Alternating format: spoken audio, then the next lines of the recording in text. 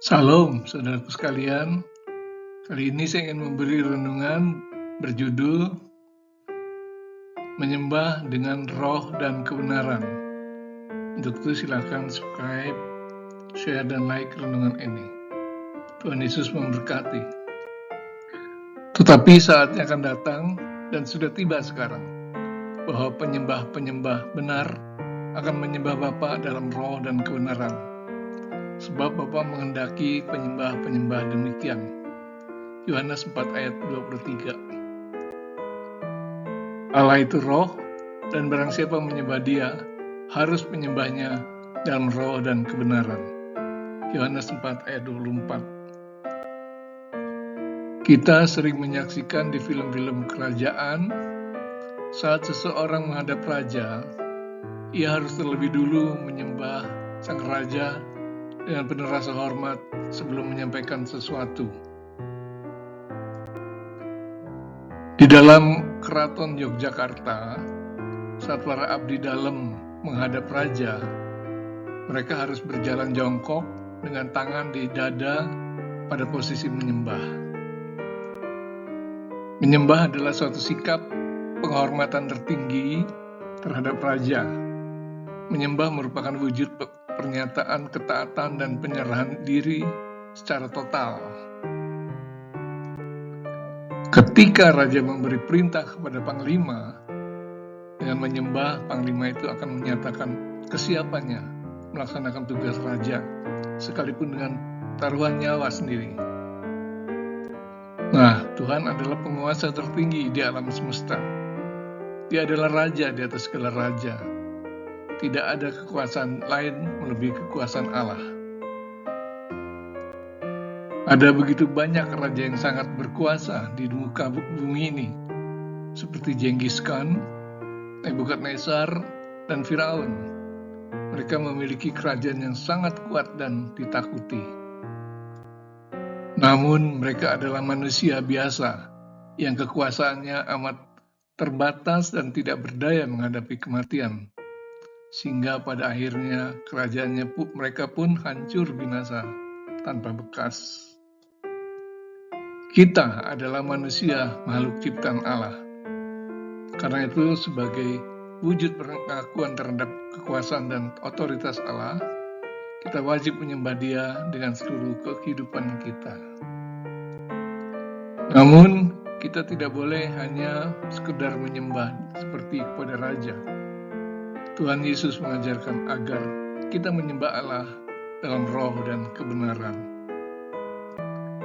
Manusia harus bisa juga menyembah secara total, baik tubuh, jiwa, dan roh.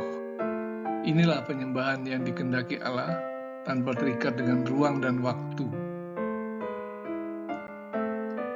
Menyembah Allah tidak hanya terbatas di dalam ruang doa atau di gereja saja, atau saat ibadah, dalam persekutuan doa, dan saat teduh saja. Namun menyembah Allah di setiap saat dan di mana saja. Kita bisa saja menyembah Allah dengan nyanyian pujian dan penyembahan, diiringi petikan gitar yang sangat indah. Kita berlutut dengan menunduk, dengan tangan diangkat ke atas disertai ucapan haleluya berulang-ulang. Namun terkadang semua itu hanya berpura-pura atau dibuat-buat saja. Penyembahan itu adalah penyembahan secara tubuh jasmani. Dapat dengan penyembahan secara perasaan atau jiwa, yaitu disertai luapan perasaan dalam ratap dan penyesalan. Cuma biasanya setelah selesai melakukan penyembahan, kita masuk ke dalam kehidupan nyata, lalu sikap kita bisa berubah total. Kita berubah menjadi orang yang tinggi hati, arogan, dan egois. Atau kita bisa berubah menjadi orang yang siap terjun dalam kemaksiatan, kejahatan, dan kecurangan. Mulut yang tadi menyembah Allah dengan merdu, kini berubah menjadi mulut penuh ucapan kasar dan cacian. Tuhan Yesus menuntut kita menyembah Allah lebih dari itu, yaitu menyembah dalam roh dan kebenaran. Menyembah dalam roh adalah menyembah Allah dengan seluruh totalitas kehidupan kita.